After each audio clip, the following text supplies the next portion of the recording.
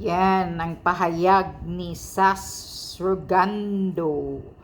Itong Ukraine pala, nagkukulang na sila ng mga sundalo. So they are recruiting kasi nga yung mga kalalakihan sa kanila ay nagsialisa na. Yung iba ayaw nang lumaban at yung iba binabribe na lang ang recruiters para hindi sila makonstrict. So ang tanong, isa ba ito sa mga pinag-uusapan na hihingi ng sundalo ang Ukraine sa Pilipinas? Kasi may mga recruitment ng foreign fighters para sa Ukraine. Yan ang sinasabi ni Sasrugando. At according to the political analyst na si Laurel, ubos na, patay na ang mga volunteers na yung nagkakaedad ng 16 to mga 20 plus na mga Ukrainian. Tsaka basta malapit na 1,000,000 ang namamatay sa Ukraine.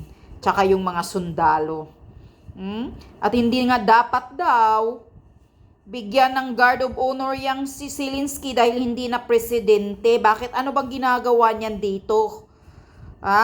Ayon, humihingi na magpapadala ng na magpapatulong ng magpadala ng yung mga para gagamot sa mga mental na, Diyos ko Lord, mental na mga natatamaan ng mga sundalo. Wag na. Kahit 1,000,000 pa yung sahod, hindi ako magpunta sa Ukraine. Tuloy-tuloy pa rin ang gera doon.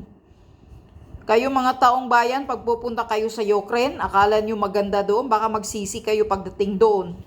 Doon na kayo mamamatay. Baka matatamaan pa kayo ng bomba doon. Tuloy-tuloy pa rin po ang gera doon, ang pagbubomba ng Russia. Yang si Zelensky, umiska po na sa ata yan pinapabayaan niya na yung mga tauhan niya doon sa Ukraine. Isa din yan, katulad din yan ng utak ni ni Kuting, bangag, walang alam, walang kaalaman. According sa mga balita-balita, bold star daw yan, actor noon. Magkaparehas pala sila ni Kuting, mga walang natatapos, mga kulang ng kaalaman. Mga bangag din daw, pulburunik din daw yan, si Zelensky.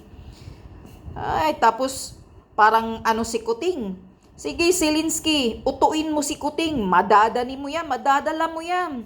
Gaguhin mo si Marcos Jr., madali mo lang yan gaguhin.